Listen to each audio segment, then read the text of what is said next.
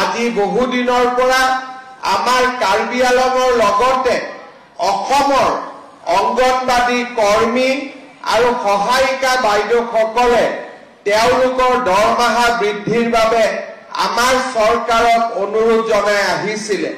মই আপোনালোকক ক'ব খুজিছো যে অহা 1 অক্টোবৰৰ পৰা আমি আপোনালোকৰ দৰমহাও বৃদ্ধি কৰিম আৰু লগতে আপোনালোকক এটা এককালীন সাহায্যও আমি আগবঢ়াম।